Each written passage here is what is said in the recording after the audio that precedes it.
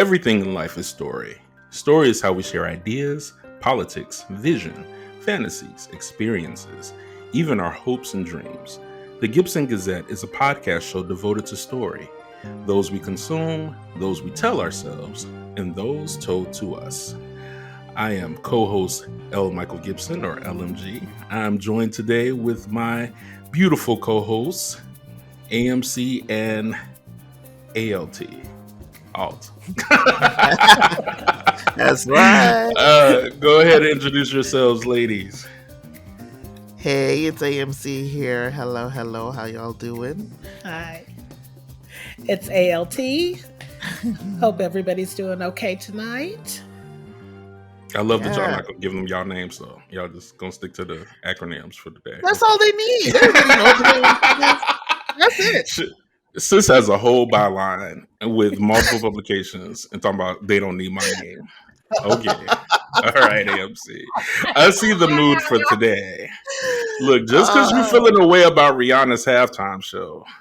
Listen, guys, did you guys watch the halftime show? You know we had to talk just a little smidgen. LMG, what did you think? I enjoyed it. Once I realized she was pregnant, I was like, oh, well, she can't do a whole lot with this choreography. She's just going to have to walk around with the mic. And that was what she did. Like, I was really happy that the choreographer had done such an impressive job because I enjoyed the dances that were happening. And I thought the whole Squid Game realness with the floating panels and all of that was cute. And the director did I thought the director might need to get a little Emmy award for the directing of those shots. Because the shots were amazing for that halftime show. That between them and the choreography, they make the show. I mean, it was a lot of Rihanna pop hits, and that was fun. But Rihanna's never been known as like this powerhouse singer, so she was solid for Rihanna. And and I was impressed that she could walk around with the baby bump because if I was as pregnant as she looked, I would be sitting down somewhere or be like Mariah Carey, carried from one place to the next on the stage, like Mariah does when she's not even pregnant. Mariah is a trip and a half. Mariah is a trip. I was like, girl, you can't walk those few steps across the stage for real. You got to be carried from place to place. All right, sis, we see you. But yeah, that's how I would have did it. So I enjoyed it for what it was, but I just needed her to make sure she made it fun, and it was fun. Yeah. I thought it was okay. I don't ask me what I was expecting. I mean, it's Riri. I think I don't know if it was the choreography. Well, like I told you, the marshmallow people didn't do it for me. It just felt like there were a whole bunch of marshmallows sprinkled across the field. For me, I loved Riri's, get up, her jacket, and the whole thing. She sounded really good, even though, as you said, she was lip syncing for her life. But her vocals, to me, sounded way stronger and better than they used to sound. So even if it was just the track running, the track sounded good. She sounded good. She had to put down the track in the studio or whatever. So it sounded way stronger than it did, like her voice and vocals did previously. So I'll give her that. She looked great. It was a solid playlist because they played all of her like top hits. So that definitely had people going. So I thought it was pretty good. She did the damn thing. It was okay. That's all I got. What you got for us, Alt? Well, I actually did not watch it. That's perfect. I mentioned I don't do the Super Bowl. I don't do football. I'll see things afterwards, but I will say that just kind of gauging reactions from my feed, because of course, everybody that I know is talking about it just about. I've seen a lot of people agreeing with AMC about vocals being stronger than they expected. And of course, we don't know if that may be some sweetening, some trickery or whatever, but let's just say that it was not. So a lot of people seem to be sharing that sentiment.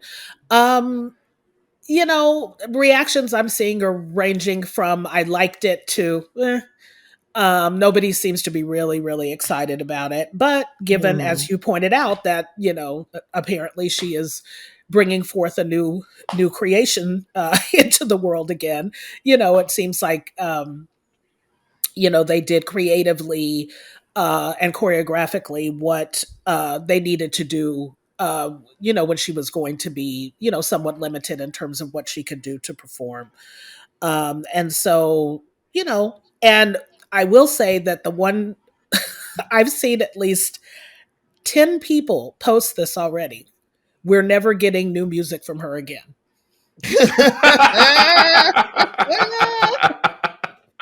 Look, she's already worth what, something like $500 million, if not $1 billion, thanks to Fenty. Like, I would never chirp for you both again either. I'd be laid up with my tradie boyfriend, making babies too. For why am I stressing and exerting myself?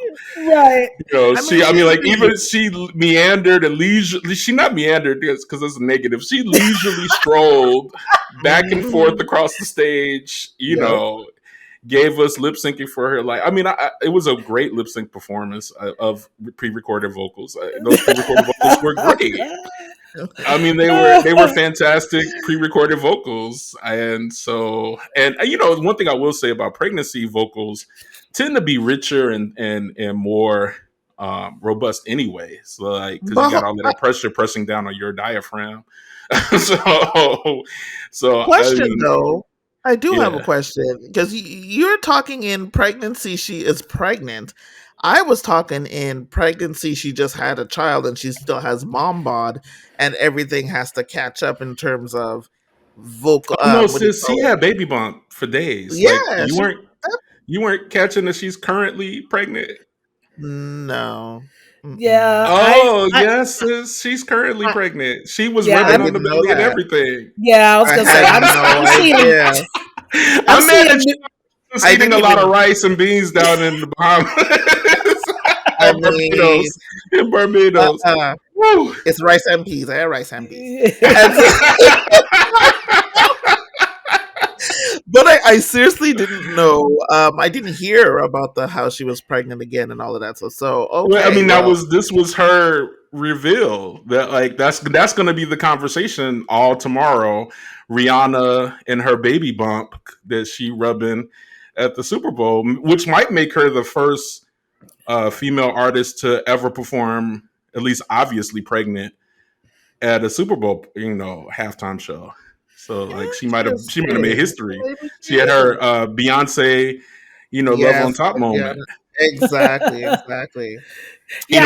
was actually what I was waiting for her to throw off the coat and just go ahead and rub it at the end. But I guess it'd have been too much of everybody like, oh, she's ripping off BA. You know how the people are. So it's already the talk. I just looked it up, and all I'm seeing is Rihanna sparked speculation that she's pregnant again. Exactly. I told you that's going to be that's the only conversation tomorrow. They're not going to talk about anything else about the halftime show. She trumped Trump, right? Because Trump was talking trash about her all the way up to the show. Yeah. And now the only thing that anybody's going to talk about is the fact that Rihanna was pregnant at Super Bowl. Internet thinks she's pregnant. I was going to say AMC's not alone. There are people out there who are saying, do we know she's pregnant? Do we know this is just not post baby body, not meeting those expectations of looking looking tiny or snatched afterward, which that she doesn't strike me as someone who would care about that and hasn't. No, not at all. In years. But to me, maybe we shouldn't be speculating about her her status. Look, let's just add allegedly. Okay, she giving me my belly, and my belly looks like 6 months all day. So I don't know. Oh my god. There's thick and comfortable in your skin, Rihanna, and there's I'm eating for two, Rihanna. So y'all can try not to speculate all you want to, but we'll be looking at another future rap baby in just a second. Oh Either boy. way, Or good for her. are If there it's any other post or stories? whatever. Yeah, yeah. Are there any other stories that folks want to highlight before we go into our topic for today? Our Gen X nostalgia topic, as our season is devoted to Gen X nostalgia this year. Um, I don't, I don't want to bring our vibe down. Um, but I don't know if you guys heard about De La Soul. Yeah, Um, Yes. oh, yes, Yes. plug one, yeah. And I just I'm extra sensitive right now, obviously because of what things I'm going through personally. But I'm hurt. I am really hurt. Um, and that's kind of the other thing that's dominating conversation kind of in my social world. It's the Super Bowl and then that loss. And Hmm. and right after I saw it after the fact because I also did not watch the Grammys, but I did watch the tribute to the anniversary of hip hop after the fact. And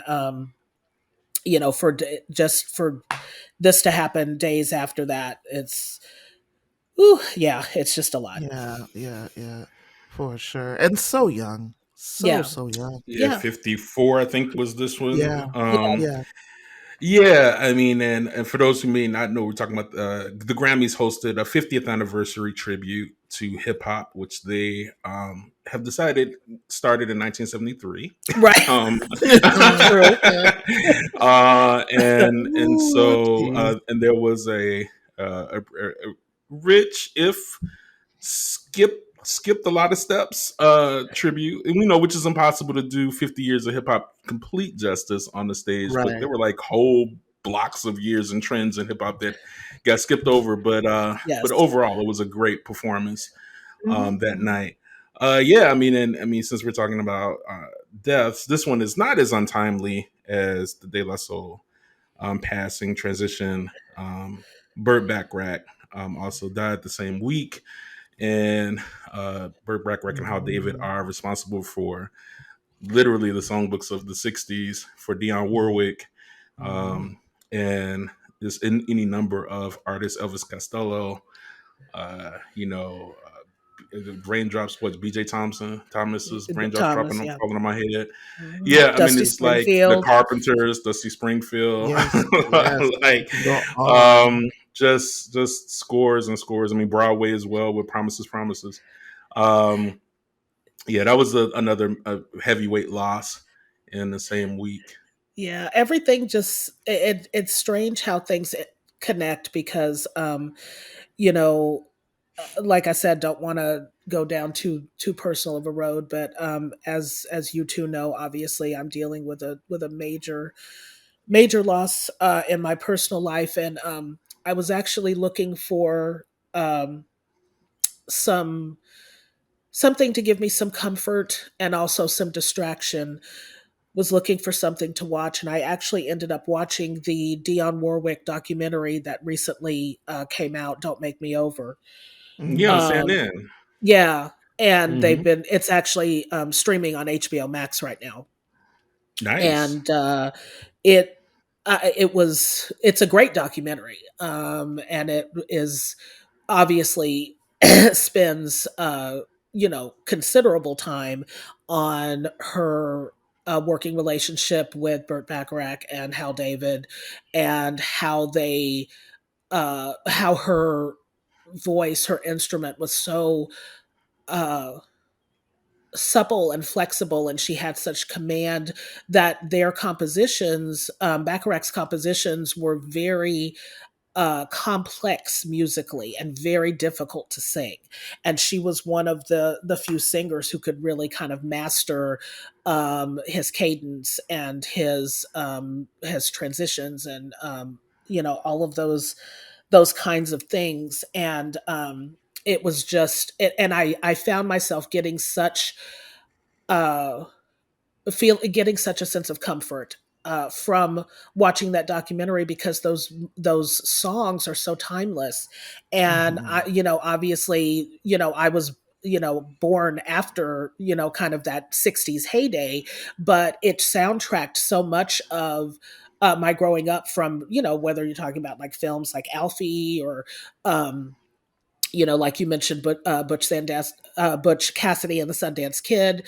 And even if you didn't grow up during that time, if you caught, say, Austin Powers, which has a Yeah, cameo by Bacharach, and of course and right. I think he appears actually in 2 of the sequels as well, because his music was such a part of that kind of sophisticated, swinging 60s vibe. And I found myself getting so much comfort, and so much warmth from the music in that documentary. And then for him to pass shortly after me watching it, I think it was just 2 or 3 days later, and it just all these kind of, connections, of what marks our lives, and how we sort of mark the passage of time and those kinds of things. Just, it was just very much in my head, because I had sought that music out, to deal with a loss, and then his loss came right after that. So Yeah, I grew up with my mother was a singer, a church singer, and her voice and dulcet tones were a match for Dionne Warwick's when it's in her prime. And so I grew up with my mom singing Dionne Warwick songs all the time. Like my entire elementary school experience was my mother singing Dionne Warwick songs. So I had those Burt Bacharach songs very young, all the time. I was probably the only freshman or sophomore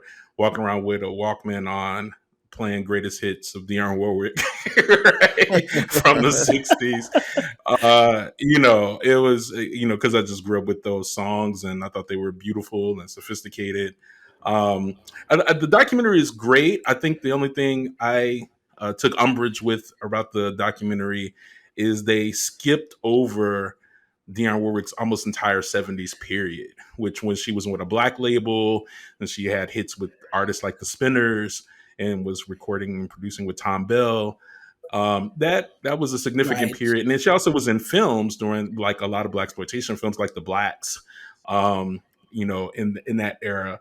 And they kind of glossed over her leaving Hal David and Burt Bacharach, which was really huge at the time. She had right. I think a string of like 20 or 30 hits with them when she left. They were releasing 2 and 3 albums a year off of Dionne with them in the Well, and they 60s. also, So, yeah, I was going to go ahead. say just quickly, they also skipped over that leaving was contentious. There were lawsuits that followed. Right. Yeah. They did kind of just, because they reconciled and worked together later. It's like they kind of, they were sort of like, we're not going to talk about that. We'll just Yeah. skip I on was to just that's like, what friends are Oh for. wow. yeah. I mean, they literally went from the 60s to the Dionne album, which was her comeback Right. album. And it was like, They her just comeback from wow. where, though? Are we not going to talk Right. about They the just down years at all? That's interesting choice. Yeah. But yeah, and then they went from Dion to That's What Friends Are For. And they don't name check Barry Manilow in that documentary, which is True. interesting since Barry That is Manilow true. produced like 3 of the songs that were 2 of the songs that were hits from off that album. They did cover Isaac Hayes' hit off of it with Deja Vu. But Mhm. yeah, it's still worthwhile. It's so much footage, like vintage footage in that documentary. I was like, that licensing bill for that documentary must be immense. I mean, it's so like if anybody know anything about producing documentary film, like so much of your expenses is licensing and paying for those old news clips, those old concert footages, all of the people you got to pay whose songs were used and performed in the documentary. So yeah, it was incredible. All right, AMC, you got anything for us on any stories before we switch over to the X-Men and Black folks? Nah, this week I came prepared for the X-Men and the Black folks. Let's do it.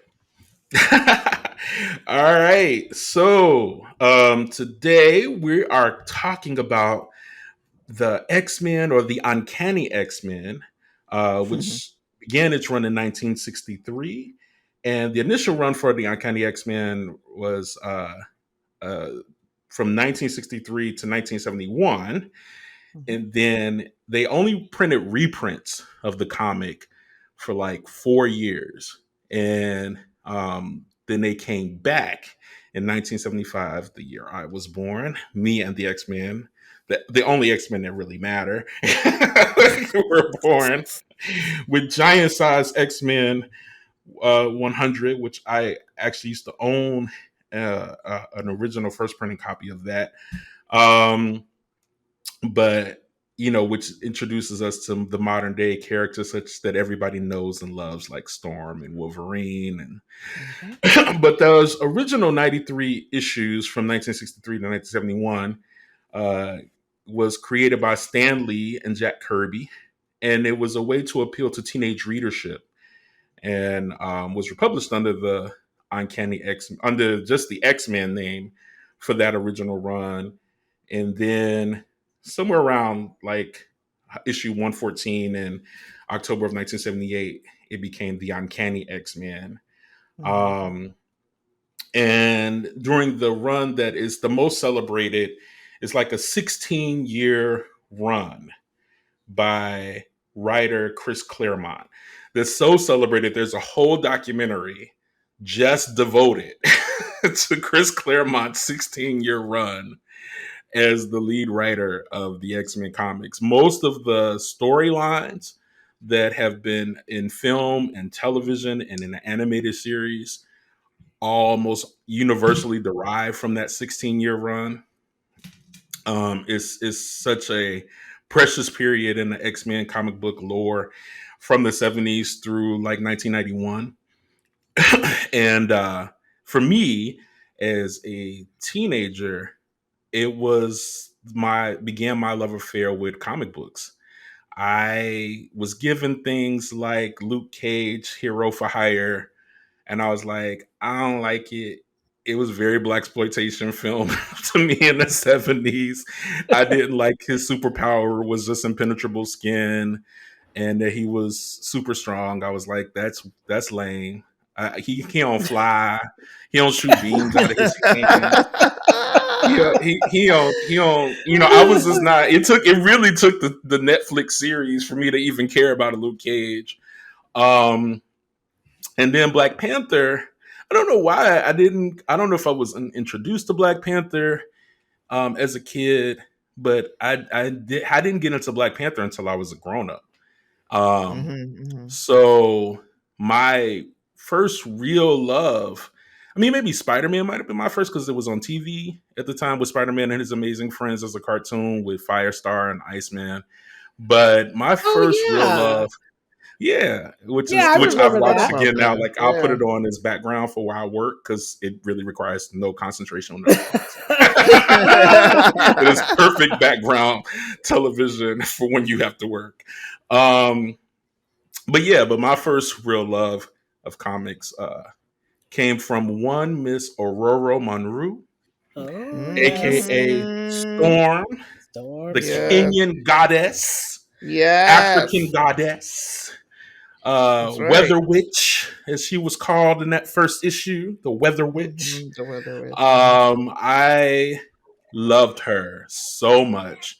This ball of white hair, this giving statuesque model body yaddy yaddy, this Mhm. amazing unique costume of this black, uh, almost like a swimsuit, but then it like connected to her wrists so that it made it look like she had wings whenever she flew. Oh, Yes. oh. Yes. She was so dominant. She was such a badass. I was so in love. I was so in love. And so I once I saw Storm, I didn't really care about what all the white folks was doing. They were, Jean Grey and all that. It was like, girl, Storm. Every issue was Storm. like Storm. Yeah. Yeah.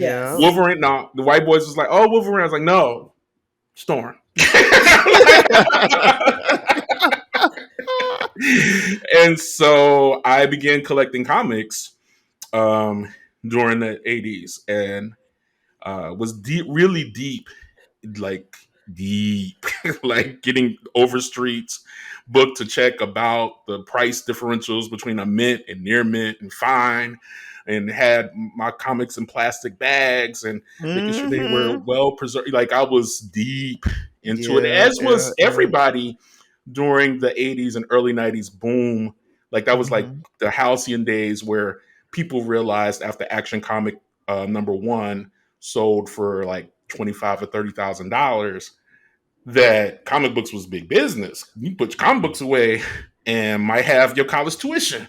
You Right. might have your house Yeah. payment. You might be Mm-hmm. able to pay for, college for your kids with the little comic book. Unfortunately, we all forgot that the reason why comics are valuable is when they're scarce. And Right. if millions of people buy the same comic, not scarce. Right. Not worth Exactly. money. 30 years Mm-hmm. later, still not worth money. Like, Mm-hmm. but, at the time, we thought we were investing in a very lucrative future. And so I was I was buying everything X-Men, X Factor, the British ones, Excalibur, the spin-offs, the annuals, I mean, you name it, I was buying it or stealing it because at the time I was a little thief. So, look, I didn't have money for that giant size Hot X-Men figures. 100. Me and my friends went to a little comic book store. We had a little thing happening. We was very street. It was Chicago South Side kids, baby. Mm-hmm. But we got some things back in those days. Um, but yeah, I just want to open the floor a little bit for kind of what was your introduction to the X-Men, and then we can talk maybe more about this relationship with Black folks and the films and the animated series and all of that. Mm. Whoever want to go first? Okay, I'll jump in. When you started talking about keeping comics in plastic bags and doing all of that, it brought me right back because my older brother was a huge X-Men fan, and he was in exactly the same realm as you were, and he would put away his comics, put them nicely in his little stack in the corner on the nightstand. And at first when I interfered with them, it was like, "What you doing, man? Don't touch that." And then after a while, when I was like, "Well, I want to know what this is. This looks amazing. Let's talk about it." I started like reading them and getting into them. Don't ask me about volumes. Don't ask me about titles. Nothing. I just read. They came in or I'd go to the store with my brother, and he'd buy his comic books, and it was just like an experience being in the comic store with like all of the walls covered with all the comic books, and it was a vibe. And then he'd have his stack of X-Men, and we'd go home and just go right through it. So that was my introduction to it. And then I think everything kind of just, I mean, I didn't buy comics or anything like that when I was growing up. Everything was through my older brother. So when that stopped, my initial reintroduction to it was from the 1992 Fox version of the animated series. So, and that was a run home after school, need to watch it, or make sure you catch it on Saturday mornings. So that was never, ever, ever missed. That is where my entire, introduction and obsession with X-Men started for me. Adrian, how Love about it. you? Well, I mentioned before that once again, this particular topic is one that I'm not as conversant on, and am learning more about. But interestingly, I actually just had a flashback to a line. I don't remember the exact line, but from The Lost Boys, where Mm.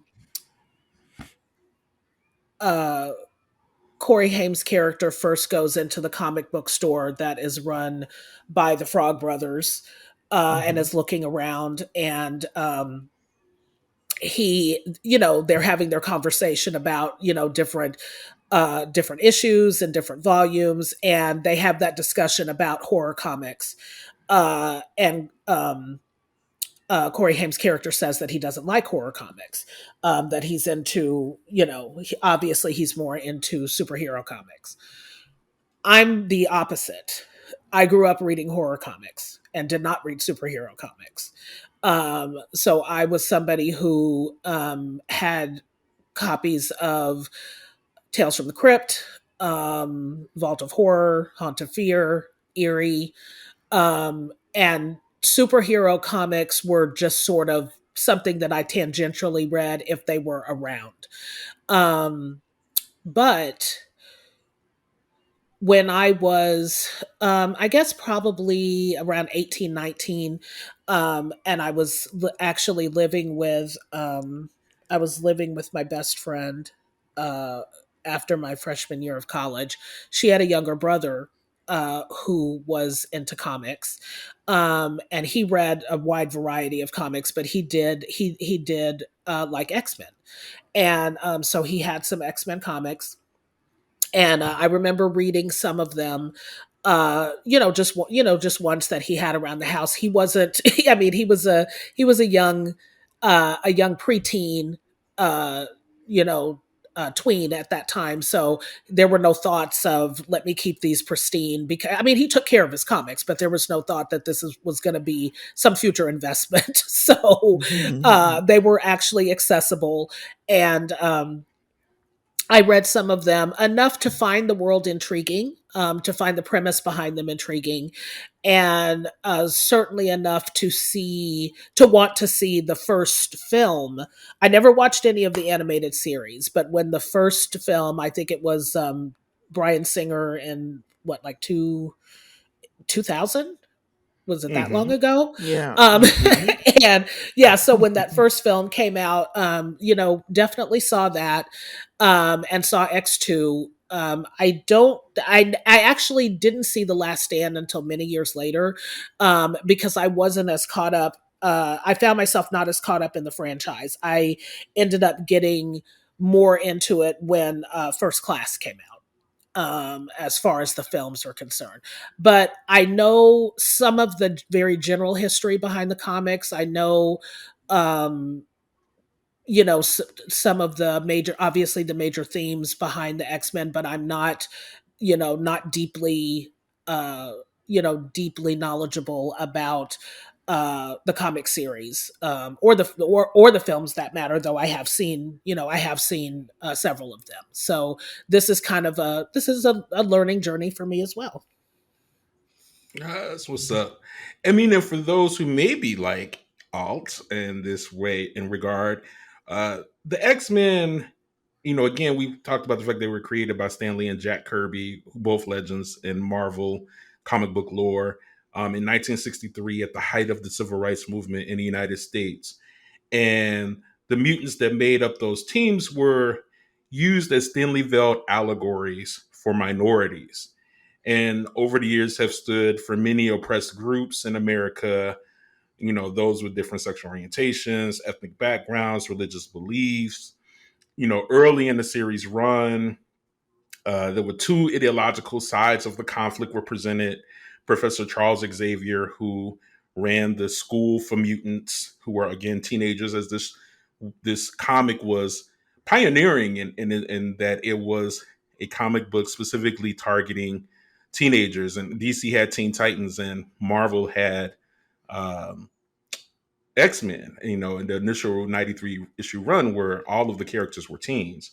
Now, by the time we get to Giant Size X-Men #1, where they completely diversify the team and not make it an all-white team, uh, we get grown very quick. Everybody's super grown. But thinking about the different ideological stances, Professor Charles Xavier wanted mutants to champion their cause peacefully, while Magneto believed mutants should actively fight against those who oppress them. And Mhm. that's that kind of split. One led some folks to believe that, and started this kind of internet rumor that Professor X was supposed to be a cipher for Dr. Martin Luther King, and Magneto was supposed to be a cipher for Malcolm X. Malcolm X. Yeah. That's actually not true. They were, both of those characters were in fact based on two famous Israeli prime ministers, David Ben Gurion and Begin. But one of the things that's interesting about Oh. X-Men is that the the idea that these are people who are born with special powers, born with special abilities, sometimes born with physical characteristics that are completely different, like they may have blue skin, or they may have eyes that are white, or their hair could be white, or Mhm, mhm. something that they could be physically huge or very slim, so the idea that these were people who were born with abilities that they cannot control necessarily. They didn't ask for these things. They were born into the skin that they're in. Uh, you get to put a lot of different things on top of that, right? If as a reader, if you're a woman, you get to put some things on that. If you're gay, you get to put some things on that. If you're black, and black folks have a very special relationship with X-Men. By the mid 1980s, the X-Men was one of, if not the best-selling comic book in America. Mhm. Like millions of copies sold every issue. I mean, to give you a contrast, now, if you do 100,000 to 200,000 sold, you're doing good on a comic book today. So you're talking millions per issue in the height of the 80s.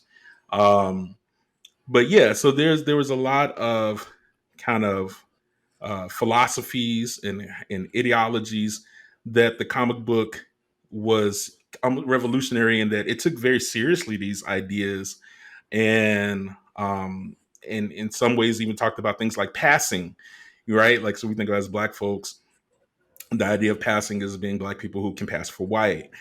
Mhm. In X-Men lore is people who can, black folks, or not black folks, but mutants who can pass for human, right? you know, um, and there was like even the language used was Homo sapien versus Homo superior, with mutants being superior because they have special powers.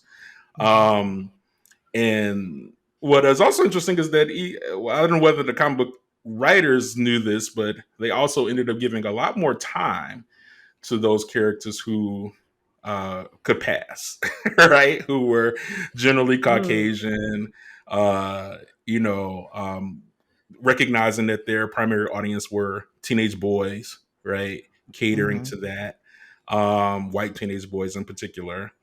The early comics, women weren't super strong, which is what was really interesting about the very severe contrast between Jean Grey, who we regularly make fun of for the animated series because she would use her powers and then kind of pass out. She would be so weak after just having Yeah. Oh moved the my god. mountain like an inch. She would just or she would like be taken out first in the fight, right? Whereas you get the first black woman really superstar, because Storm is a superstar. She's had multiple limited Mhm. edition storylines. There Mhm. were her own named comics. She's both by herself and with Black Panther as a As future our husband of husband. hers. Mhm. Um, and with Magic, one of the characters from the Mutants, she had a run in the '80s. So so she's had her own kind of spotlight in the comic book world. She's an Right. Omega level mutant, which is the highest you can get, meaning she literally could destroy the world if she wanted to. Like, that's Mhm. how strong her power is.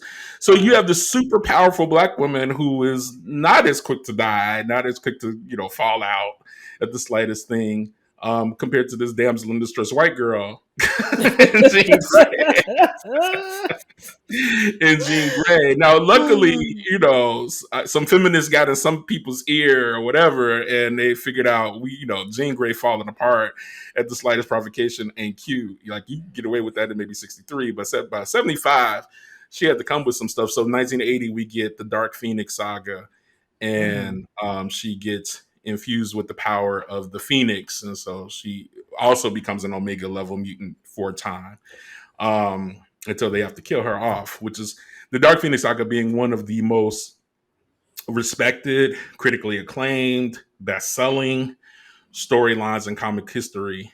Um, so yeah, I mean, so those are kind of some ideas that, like, when we think about the movies uh, with names like Days of Future Past, um, are directly correlated with crossover event comics, which X-Men wasn't the first to do, but was probably the most popular to do crossover events where you had to buy multiple titles, not just X-Men titles, but also X Factor titles and Power Pack and New Mutants.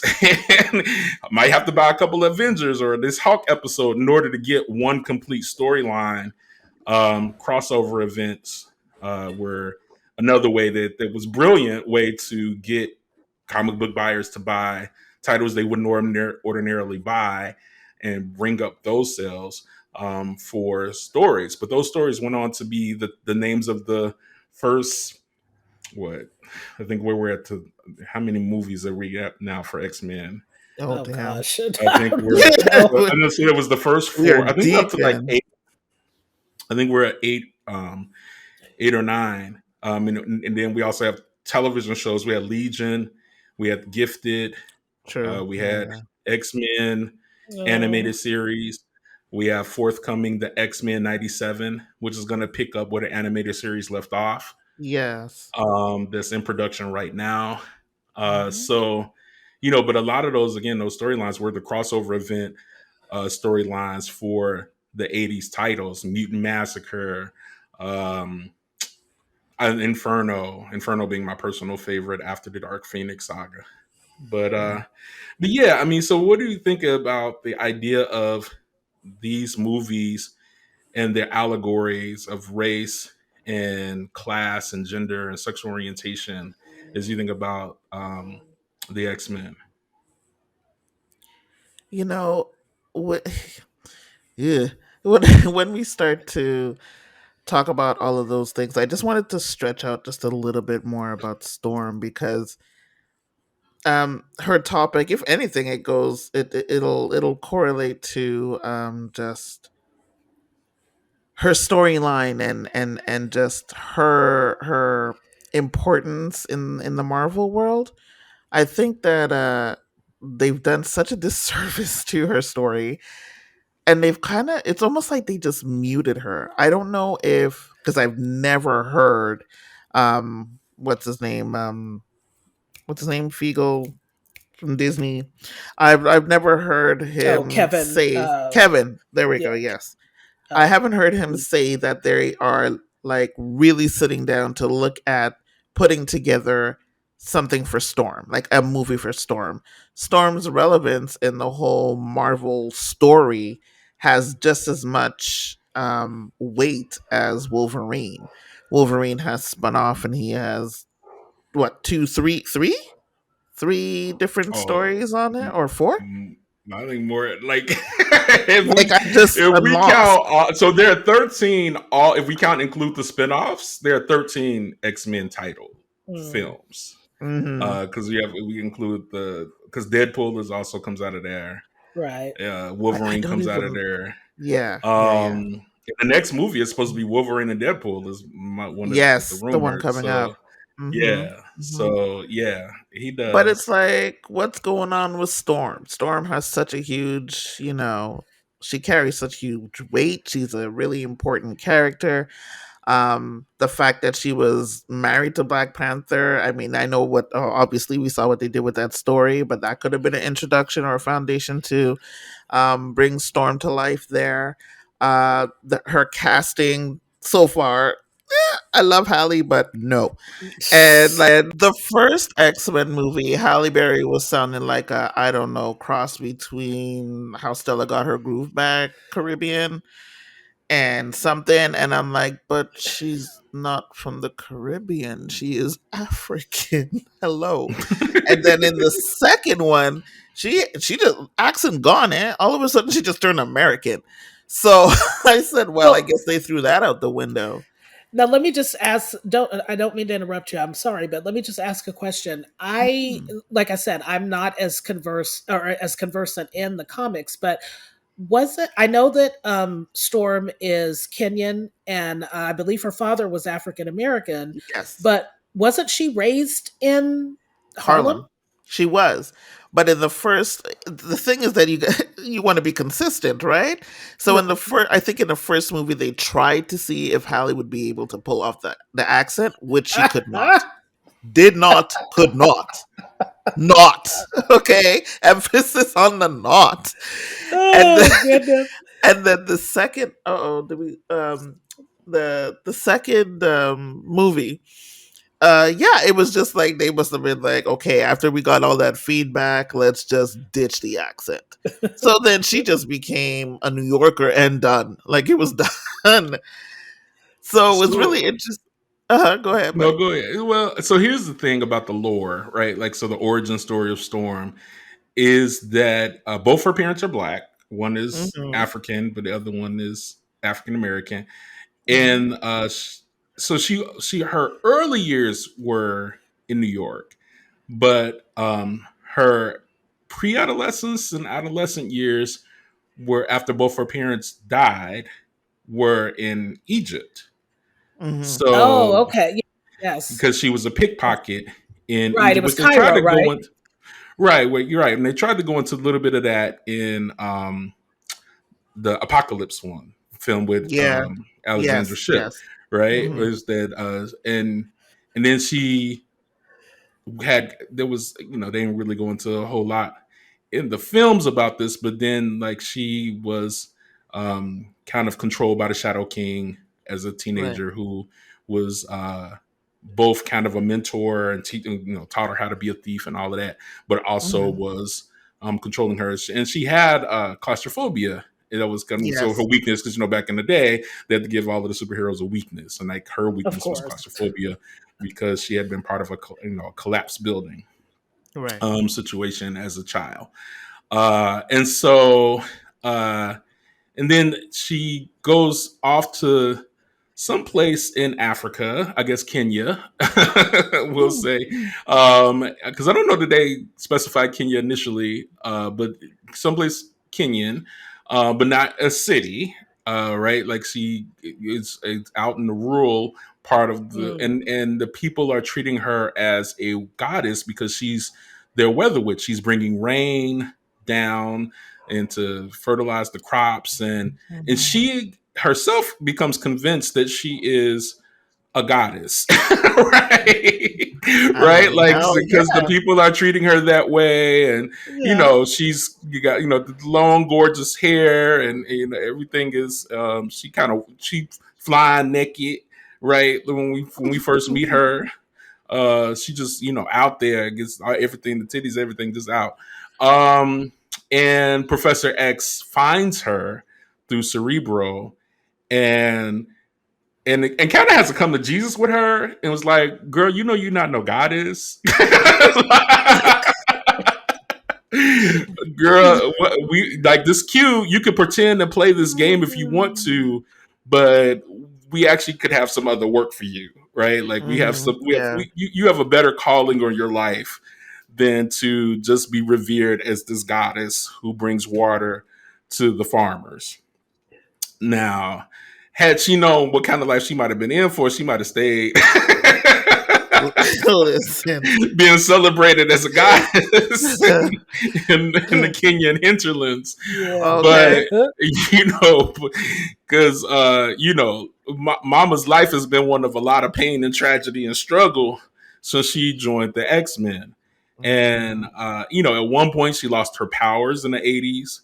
And that's when they cut all her hair off, gave her a mohawk, put her in Hmm. punk outfits, and had her fight the leader, Callisto, to take over the Morlocks. And like that was like Oh yeah. so Forgot she's about like that. this woman who's went from Omega level mutant to being regular degular, and even regular degular, she's the most interesting thing in the comic other than Wolverine. Right? Mm. Like Yeah. she's giving punk 80s, it's very modern at the time. She's giving I'm strong even without these powers, and Yep. I'm leader. Like so she And a takes over leader. the leadership of Yes. the X-Men Yep. without any powers. Like, how badass is that? Hmm. Um, and then she's given back her powers. Her powers are restored. It's interesting as her powers are restored, so is her hair. So her hair is like a direct correlation to whether or not she got powers. Imagine. Right? And in her outfits, to go back to superhero outfits, she was like, okay. And she even has, a relationship like with Forge, who's is indigenous, an indigenous person who has the ability to like super intelligence and can create any kind of construct. So, she's doing it. And none of that is conveyed in Holly Berry. Like, Absolutely. who does this for 4 films. Like, it's not even At just that all. black folks complained about her from the very first film. And then, Ad nauseam. especially terrible lines like, you know what happens to a toad? Oh, And then she electrocutes them. The same thing that happens to anything else. everything else. Oh my Like, I like gosh. what? why? Like, sis, no. So, she's not Oh, giving me Omega level mutant in the first one, and she's giving these Right. horrible, horrible lines, and they don't give her, even the hair isn't any it of the was bad. iconic hairstyles that she's had. It's not giving No. Mohawk, it's not giving the bouffant, the 70s bouffant hair.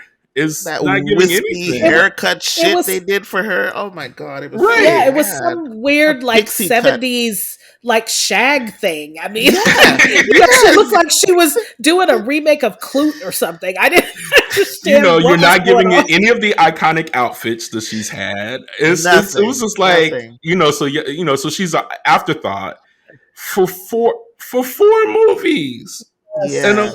one of the Yeah. most Yeah. powerful mutants in the world and in the universe, really, and in with the most complex backstory, leader of the thing when the white boys is acting up and being emotional, she's calm and taking it over.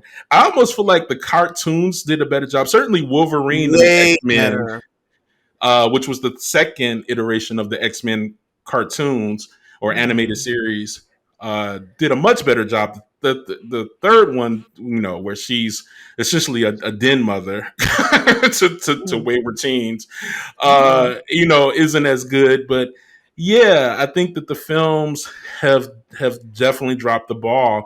I don't know that Hollywood, especially after the failure of Catwoman, which is Yeah. another Holly Berry vehicle. Ugh, poor Lord, Hallie. that is so true. I didn't even think of that. Poor I We Hallie. don't love you, know that Hallie. We Hollywood, love you. right? I mean, and then the shelving of Batgirl, which was also a black woman project Yes, True. or people of yes. color True. project. I don't know Yeah. that we're gonna see in our lifetime a Storm movie. I mean, we might get a more accurate representation of her in X-Men 97. Let's hope so. But I think that that's probably the best we can hope for For in sure. regards to Storm. I Um, agree. Which is awful because it was just a missed opportunity. If they had done what they should have done from the beginning, cast Yes. Angela Bassett and let us have the Storm that we deserve, then we wouldn't even be having to have Ye- this conversation right now. Yes. I mean, Amon literally looks like she was drawn from the 80s version, from the Mark Silvestri years of Storm or Jim Lee years of Storm. I mean, like, the Naomi Campbell looks like some of the versions of Storm. Like, there Hmm. were people who at least had the look and the attitude, right? Like, there's a haughtiness to Yeah. Storm, before she gets all sweetened and saccharine. I mean, one of the things that's interesting about Storm as a character for us to discuss is, as Gen Xers in particular, is kind of like Wonder Woman. There are different periods of Storm for different generations. So the more recent Storm is also like this kind of whitewashed. Her skin is lighter, Mhm. more Holly Berry-ish, more mixed race. Her character's more supporting of the other white protagonist storylines. Um, and so you kind of get this diminishing of Storm in contemporary comics that reflects the way that they've treated her in the films to date. Which was Yeah. interesting because the comic books was, I didn't like I grew to like the animated series in the last 5 or 10 years. I did not like it at the time when it first ran because I was a purist and I wanted it to. I was like, this comic book storyline is right there. Why are y'all perverting the comic book Messing with storyline. it. Why Yeah, are y'all messing yeah. with the storyline? So Uh-huh. I was remember like furious because they would pull from the comics, but they would change the stories radically. And I was like, what is this? No, that's not how that went. And so, now in my 40s, I can receive, different mediums being telling a different story. But back then I was such a purist. It was sacrosanct. Like,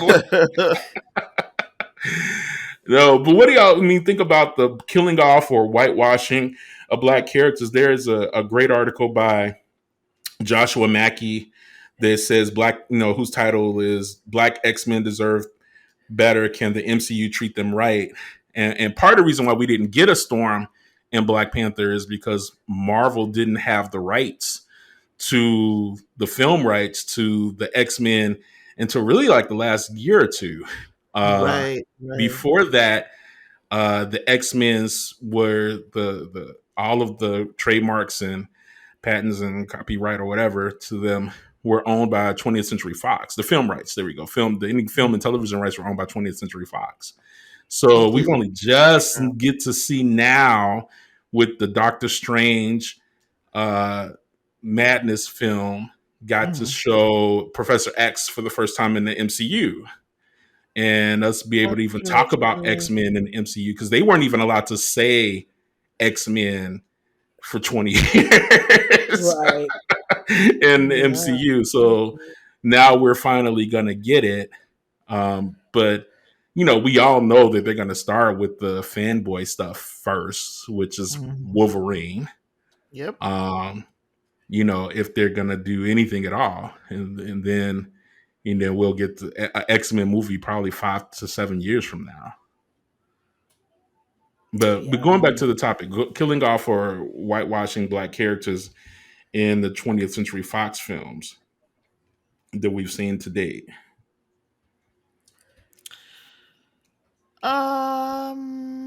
I mean, okay, Storm aside, because we really went in on Storm. Um, I was gonna say Falcon from the beginning, but I really did like what they did with his character in Falcon and the uh The Winter Soldier? help. Yes, yes, yes. The Winter Soldier. I think maybe because of the times too. I know the writer was different, obviously as well, but because I can't remember the name of the writer, sorry, y'all. But uh, it was reflective of the times as well, where they had Falcon, step up and talk about how basically white America is not ready for a black Captain America, and they were actually able to kind of flush out the story and talk about different aspects of you know just blackness being on the forefront, where there was predominantly a white character in that role to begin with. So at first I was just like, okay, he's here to support Captain America, and what? So what else was there? Where there was, I believe, more storyline and more stuff for him in the comic world. In the story in the Marvel movies, I wasn't impressed.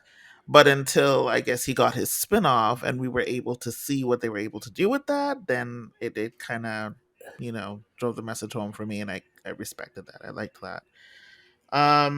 Anyone else? No, because I don't know the stories too deep of a lot of the black superheroes or super or characters.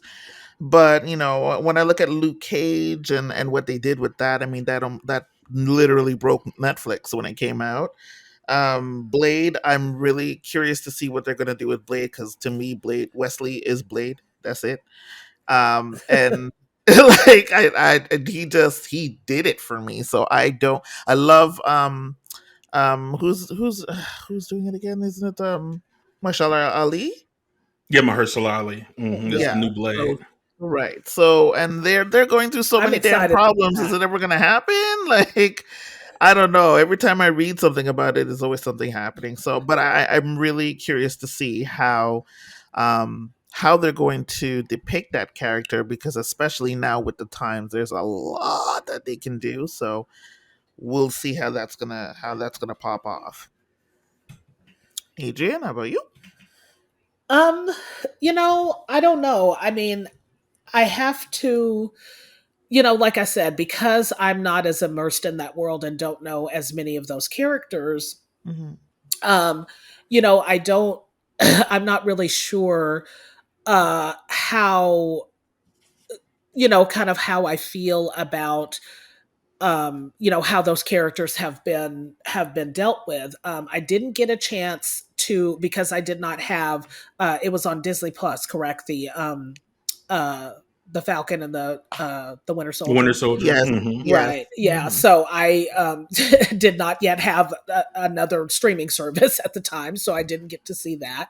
Hmm. Um, and there were things that I liked in the films about how they dealt with that character, with Sam. And I really wanted to see more of what I hoped was kind of an evolution um through that series. I did not get a chance to see it, but I did read some I did read some commentary about the series, and I know it was pretty positively received, and definitely received some critical acclaim.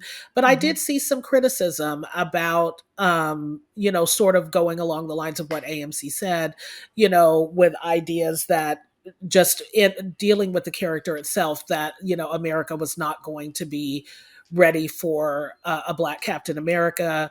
I did see some criticism about sort of the relationship between the two characters in the series, and that Sam still continued to get, at least from the perspective of some of these writers, that Sam still was sort of a supporting character, and that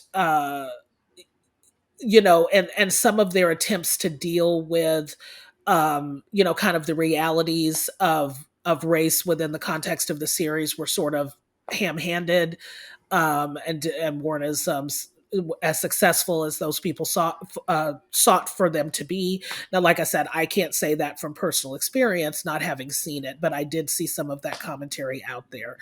Um, I think that the larger it's interesting that we brought up Blade, because I think that um,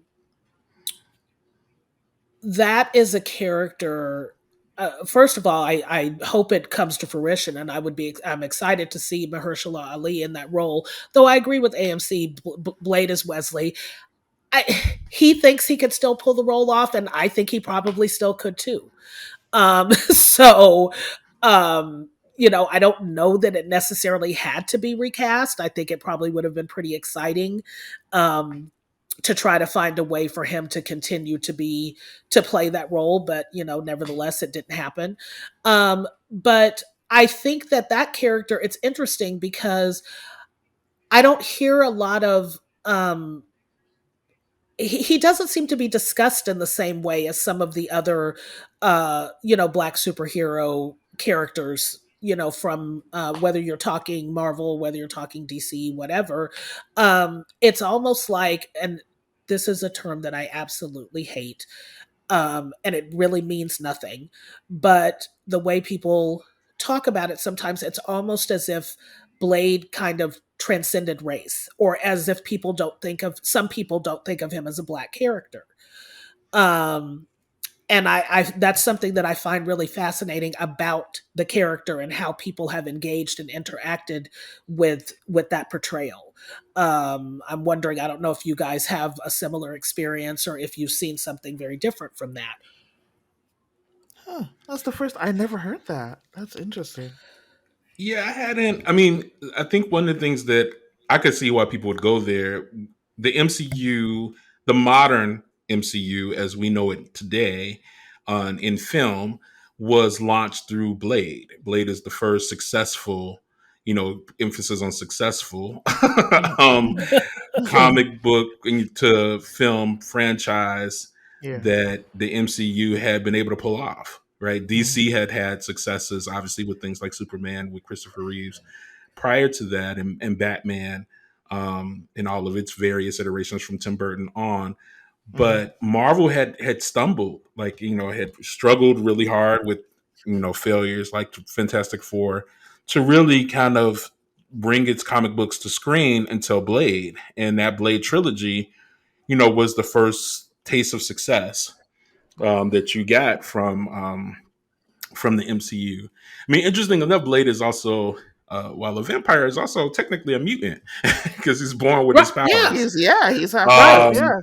Yeah. So he fits into the X-Men world. I do want to say, because I can imagine some of the purists listening in ready to pull their hair out while we're talking about the Black Captain America, and then the Winter Soldier, Falcon and the Winter Soldier.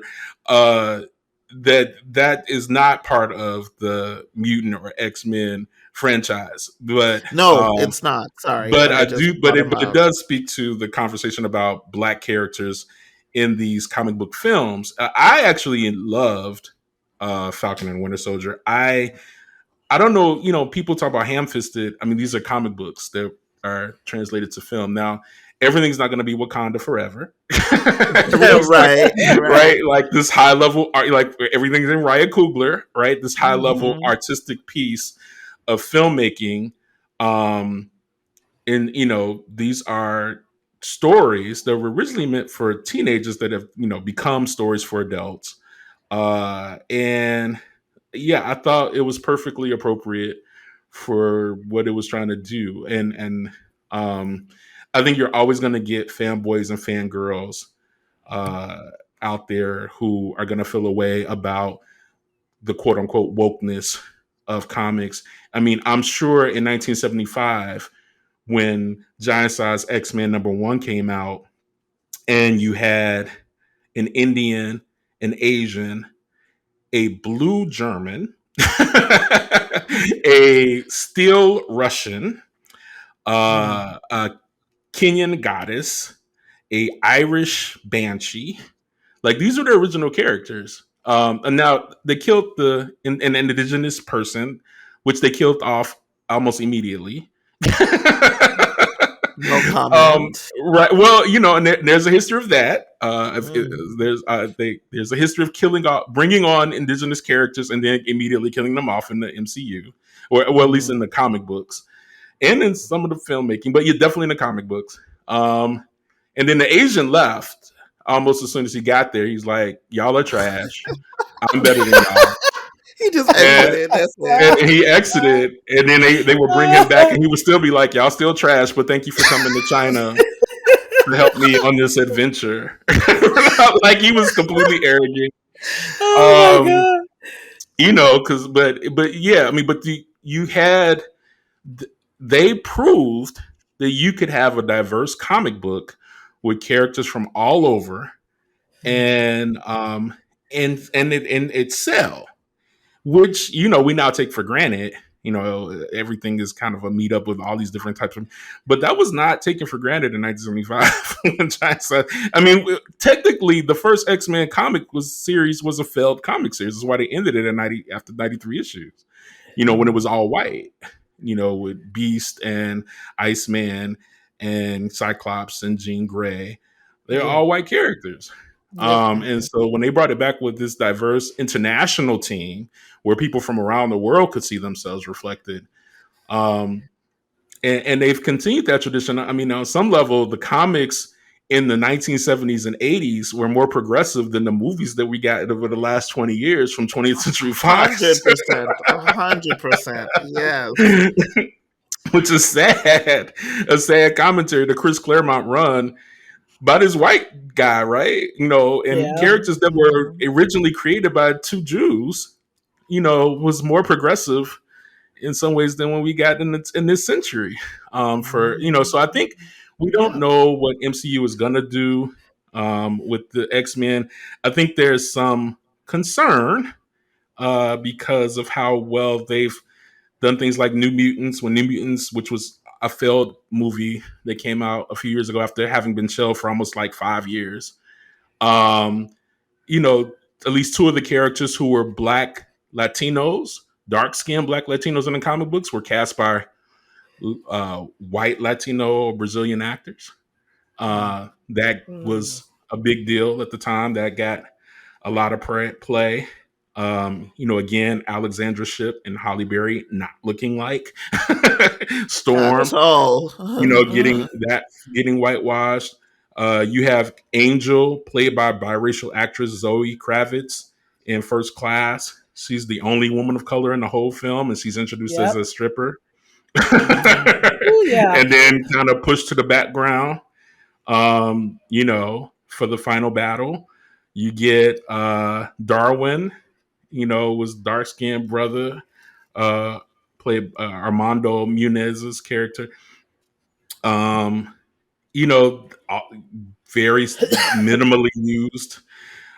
We still haven't seen Bishop at all in any of those films, which was like this huge black brother with Yes. a mullet. I'm still not sure why they gave the brother a mullet.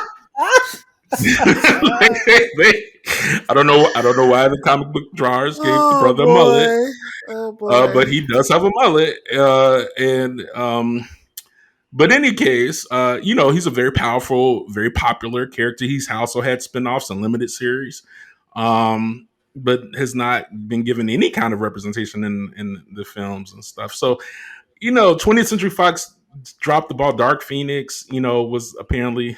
I'm probably one of the two people in the whole world that enjoyed the Dark Phoenix for what it was, knowing that it was to me better than X3, which I hated. That when they tried to do the Dark Phoenix saga and completely failed. Mhm. I mean, they still didn't get the Dark Phoenix saga right You're with the talking Dark wait, Phoenix movie, are you talking about the but movie or yeah, the the movie, Okay, okay, yeah, uh, yeah. It This wasn't is bad. It this was wasn't the bad. one. universally panned movie. Yeah, this Uh, was the one with Sophie Turner from Game of Thrones, right? Playing right, the characters. right, Yes, Okay. right. yes. Yeah. Yeah, in the theater, I was entertained. I got out, and everybody on social media was like, "This is trash. This is Oh, the worst movie ever. I hate it." I was like, "Okay." it wasn't that Oh bad. god. Oh So my god. so I think that MCU has a lot of wiggle room to get these black characters correct. And Mhm, mhm. I think it may come down to. I mean, they might need to go black for director, right? Like Yeah. Me? we get black characters done better when Yes. black folks are behind the camera. And maybe we Yes. don't give it to Bryan Singer. Maybe we don't give it to, Zack Snyder. Give it to, Oh Yeah, god. yeah. give it Yeah, like let's not. yeah, let's give it Right. to Antoine Fuqua. Let's give it Yes. to, Gina Bright, But by the by the wood. wood. Yeah, Yeah. Yeah, yeah. let's give it to somebody black who, because when black folks are behind the camera, we don't just do right by our people. We do right by everybody else too. Ryan Coogler didn't Yes. just do right by black people with Wakanda Forever. He did right by. I live in Merida, which is the Yucatan, which was displayed in Wakanda Forever. Mhm. These Mexicans love Ryan Coogler. That was Because the he best representation knows. of their people ever seen on screen in an American Yes. blockbuster. Mm. Yes. Outside of some homegrown films, right? Like, and so I think maybe you have to give the X-Men to somebody who's actually a minority and understands what that story really is about. Thank you. Yeah. There it Yeah, is. We exactly. understand what Yes. ethnicity is about and going through, learning and educating the masses as well because I'm sorry, this one-sided deal, it's not going to work. It isn't going to work. Not with these characters. They have so much together, so they're multifaceted. So there's so many stories that can come out from there. I don't know. Uh, Yeah, and the idea I'm just thinking about, some of the history that you gave about the X-Men, in terms of its origins and the fact that these characters have stood as proxies for various marginalized and oppressed groups. And that was progressive and powerful and important at the time that the comics originated. And I think did probably very important work, in terms of kind of pushing the industry forward and pushing representation forward then. I would like to think that now we're at a stage where they don't have to be proxies. So you use the actual characters that you have, the diverse characters of color, of different abilities, different sexual orientations, gender representations, whatever they are. You've got this vast array of characters at your disposal in your universe. Use them to tell their own stories and put people in the writers' rooms and in the directors' chairs who understand Mhm. those stories and can help bring them to the screen with some sense of believability and relatability, and connection. um just the success of the Black Panther films, despite some of the grousings about Wakanda Forever that we don't need to get into, about what happened with uh you know You the talking about the character recasting of T'Challa, T'Challa? and Yeah. yes, all that. Yeah, I don't want Mm. I don't have the mental real estate for all that.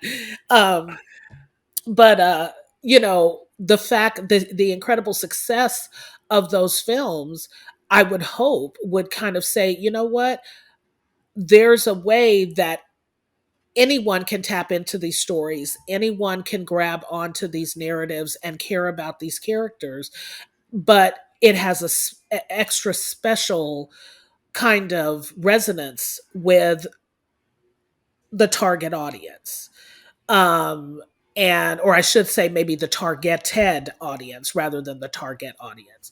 But it can expand and spread, out that, obviously we all know that for years there was this supposed truism that, white audiences would only show up to certain types of Black centered films, and international audiences would not do it at all.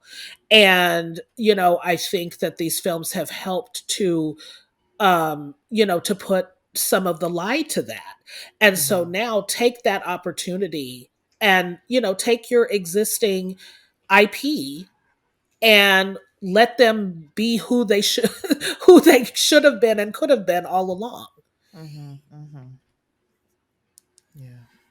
Yeah, I think that and even beyond Storm, because we spent a lot of time on Storm because we're Gen Xers, and Storm was really like the only Black woman representation outside of Misty Knight in the Heroes for Hire stuff that was prominent, and maybe Photon, who was going to be was Captain Marvel, but also Oh known as yeah. Photon, Mhm. Monica Rambeau. Yeah. But you know, there were other Black characters that have been brought up, you know, since in the years since the age of Bishop and Storm. You know, you got Blink and Sync and Dr. Cecilia Rice and Jazz and Cloak from Cloak and Dagger, who's also born a mutant. Darwin, Maggot, M, Gentle, Tempest, Bling, Prodigy. Like there are so many other Black and brown characters and Black and Latino characters, which is also a trend in the comic books. A lot of Black Latin characters have popped up a lot, quite a bit. You know, Trinary, Mirage, Karma, Skin, Psylocke, Quanon as just people of color in the MCU. Like maybe we don't always have to center Wolverine or Deadpool or Cyclops and Jean Mhm. as Yeah. in the Exactly. next X-Men film. How interesting would it be to center some of the people of color as the primary leads in that storyline, even if it's an ensemble cast? Because we know the difference, right? We can only, you know, it's kind of like the Batman origin story. We can only watch Batman's parents get shot in that alley by the movie theater with those pearls dropping in the alley so many times. We can only watch Jean Mhm. Grey and Cyclops go through their tortured relationship triangle with Wolverine so many times. Uh, the you know you have decades of story to borrow from, you Yep. know. Um, you can even revisit those 16-year run of Chris Claremont, which, you know, part of the reason that Chris Claremont run was so successful is they had one of the only writing rooms with women involved in the production of the X-Men comic book during those 16 years. and the woman was there to say, "Hey, why aren't these women stronger? Why aren't these? Why is she dressed like that? Is that you know?" And that having somebody else in the room made those comics better. Right. You And know, this is why representation matters, right? people. It was just one white woman, right? Like, but she was there to say, "Y'all guys can do better." Yeah. So, Exactly. and they did. You know, what's interesting is that after that original team left, the comic book stories suffered, and the story X-Men comic book stopped selling. Right.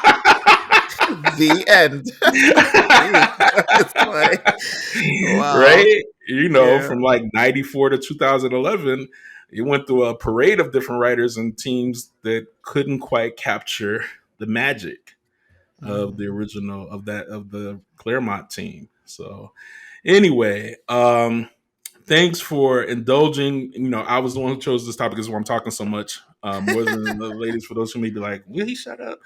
I was the one who chose the X-Men as our nostalgia topic. Uh, because we have all this hope. We have MCU is now Marvel has control over the X universe again, and Mhm. so there's a world of possibilities there. I'm super excited about X-Men '97 and the idea of they might get some stories right, some characters Yeah. right again with the animated series. Mhm. Um, Mhm. what about you? Any closing remarks around the X-Men and its lore and legacy? I mean, I'm an X-Men writer till I die. I really, if anything, that was like my first foray into the comic book world. So it's something that has always stuck with me. It's something that I'll never forget.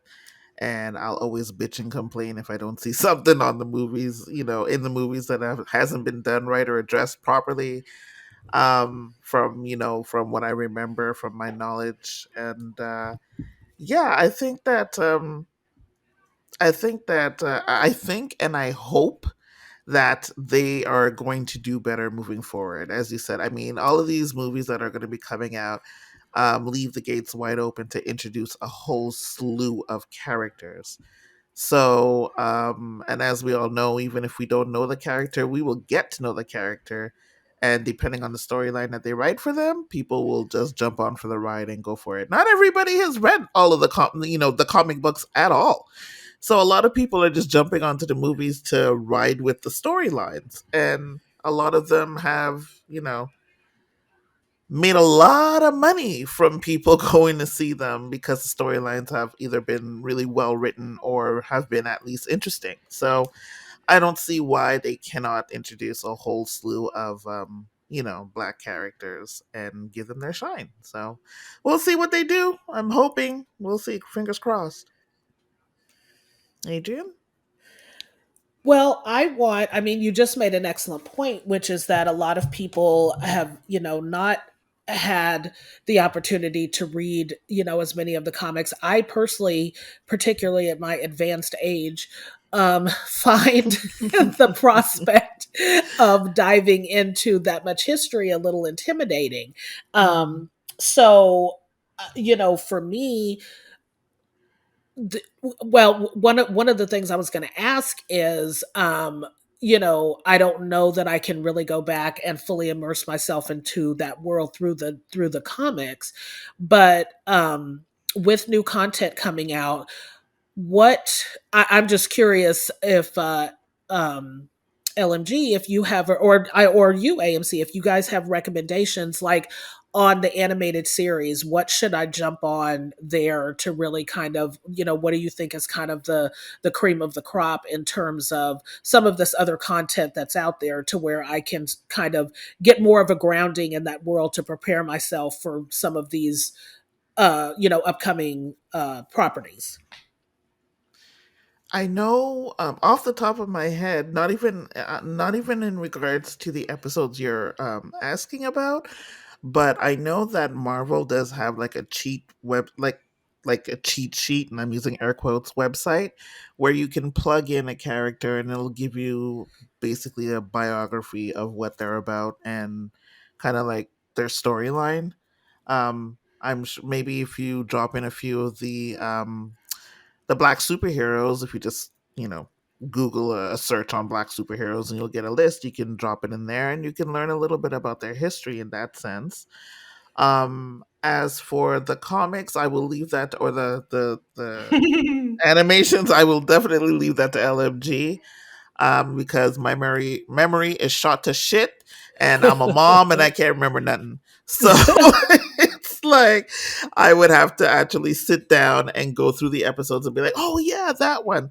So off the top of my head, I couldn't tell you, but LMG, I'm sure you'd be more well versed in that. Yeah, I mean, I did want to pull up a couple of stats, just to go to your point about kind of the endurance of these characters and the endurance of this property. When 20th Century Fox bought the film rights in 1994 for the X-Men universe, they only paid $2,600,000 for that. They've gone Only. on for the 13 films they've released in the X-Men film series. They've grossed over $6 billion worldwide. And Jeez. the X-Men film franchise is the ninth highest grossing film series in history, right?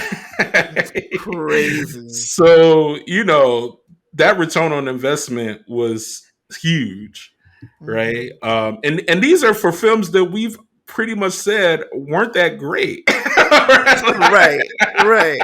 That even if they were fine on their own, paled in comparison to maybe their original stories or even the animated series. I do recommend for folks, that 1996 animated series is worthwhile. It's 5 seasons. The first 3 are the best. The latter 2, they had started running into some production issues, and Oh yeah. people Hmm. can go and read about that, because that is a whole thing that undercut and ultimately undid the series. But and they weren't really told that the series was going to be canceled until the last minute. That was people found out Okay. And I that the only series learned was, that huh? recently. Like I only learned that when I was researching for this show. I was like, "Wait, you're saying that they didn't know it was canceled? What are you talking They, about?" they found out right when everybody else found out that the Right. Oh series was wow. canceled. But the animated series is a good way to enter that universe, to get some of those origin stories, some of the major themes, certainly the themes and the characters. Uh, for those who are willing to spend a little money, I have rebought my entire childhood collection and then some through Wow. omnibuses. So Marvel puts out hardcover and softcover, which are much cheaper. The soft covers are cheaper. Um, Omnibuses of the original comics. So like they'll collect 30 to 40 of issues of the original storylines in order, and they also do it by crossover events. So if you want to buy the Mutant Massacre crossover event, or if you want to buy the Dark Phoenix saga to find out why was this such a critically acclaimed story, you could just buy that series, that whole thing in one book, without Yeah. having to collect individual comics. So That's smart. um, and then and one of the reasons I made a distinction about the Uncanny X-Men versus the X-Men is that in 1991, Marvel, being greedy, realizing they can make money off of anything that had an X on it, Mhm. spun off and had the X-Men comic, and then they had the Uncanny X-Men as separate properties, with Oh wow. similar characters and characters who have been on. So um, and they've since rebooted and rebooted and rebooted over and over again. So the newer stuff, I'm less invested in or interested in.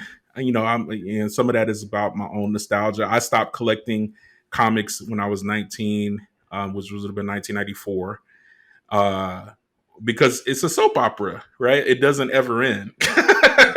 Right. Right. Yeah. Like in that the same year I quit watching soap operas was the same year. But and comics were starting to get very expensive. It was starting to be like a cigarette habit. Like, how much is this? For $5 a real. comic. Uh-huh. So yeah, I mean, especially if you're collecting multiple titles, and at the time, at my peak, I probably was collecting like 20 to 30 titles. So it was an expensive habit, and it didn't ever end. And the quality, like I said, had gone down. Um, some of the best writers and artists left the MCU to start Image Comics, which is its own phenomenon, and there are documentaries about that.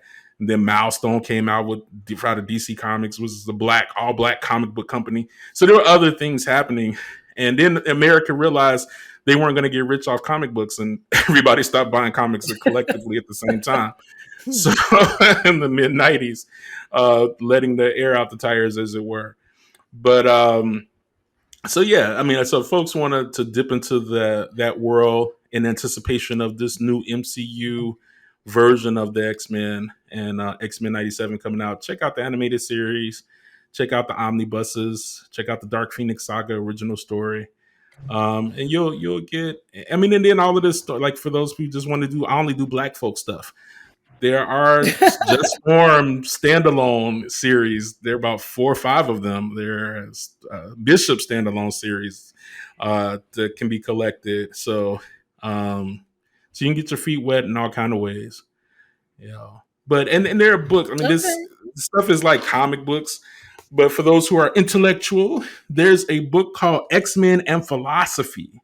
Like, Oh there's wow. a whole book of philosophy rooted in X-Men lore. It's a series edited by William Irwin, and that also is like the Avengers and philosophy. But this particular one is edited by Rebecca Housel and J. Jeremy Wisnowski.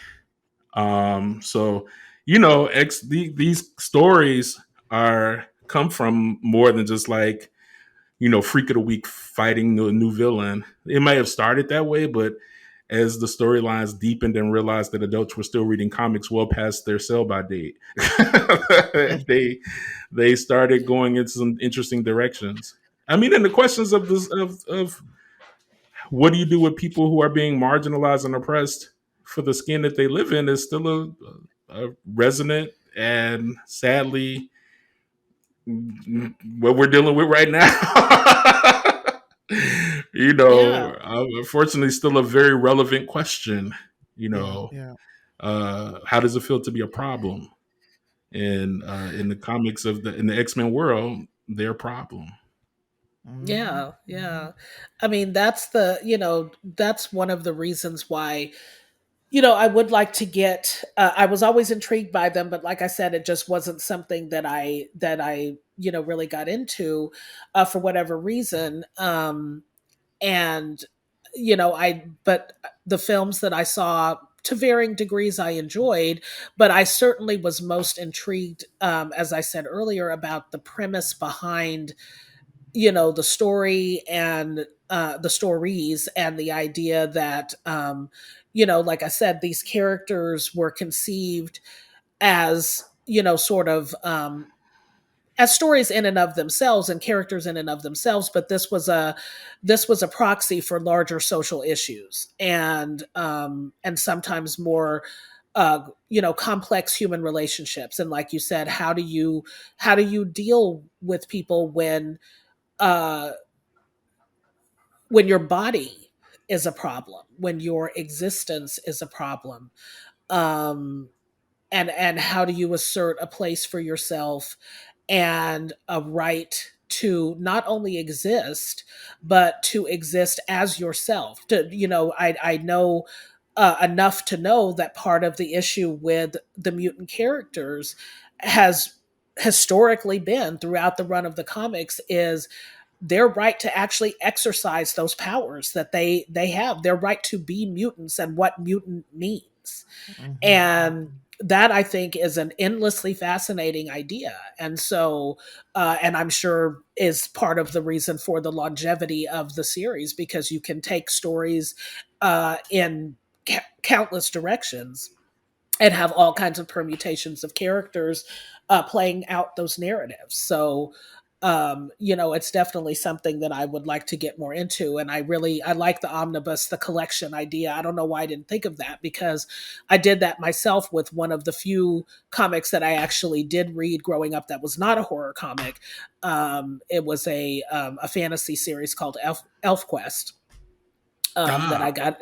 Yeah, I loved loved ElfQuest when I was young, and I have several collections of of those comics. So that definitely is a great idea of a way to kind of get into the actual comics themselves without having to feel like I'm facing this mountain of where do I start, and and how do I do this, because they've already kind of collected them for me. Yeah, no, yes, and I swear, but like I said, they're a very expensive habit, but they're worthwhile. They're worthwhile. We're gonna wrap it up. We've gone way over time, but this was a rich topic. The X-Men with this, you can discuss all kinds of things. I mean, the interesting thing about the X-Men and its current permutations is that mutants decide to leave the humanity and have their own utopia with their own language and culture, a place where they could be safe, which of course still is constantly being threatened by humans. Mhm. Which kind of mirrors Blacksit, right, Yes, where that's what black I was folks just are Yeah, leaving thinking. America in order exactly. to be safe, right? So even now, the comic is reflecting some very real trends and decisions and questions and conversations that oppressed people are having to this day. Says Uh, the man in the Yucatan. says the man in the Yucatan. Exactly. Exactly. And with that, thank you all for joining us. I also want to give a shout out to nerdist.com and blacknerdproblems.com. Both of them had some really great articles that help contribute to the research for this piece. I want to also give a shout out to Demetria Lucas, who always gives Gibson Gazette a shout out over at her podcast, Ratchet and Respectable. Check her out if you've Thank not you, already done so. Demetria. Thank you, Demetria, for Yes. And loving on. follow her Instagram too. I will push Demetria every day and night. Her Instagram with Yes. her Dear Mom series is Yes. absolutely fantastic. It's the So y'all, best. It is it just the is, best. right? Her so evocative, so entertaining. Yes, Yeah, she's all that. for real. And with that, we say this is the Gibson Gazette signing off as we wonder, what are the stories you're telling the world? Better still, what are the stories you're telling yourselves? Good night. Night. Good night.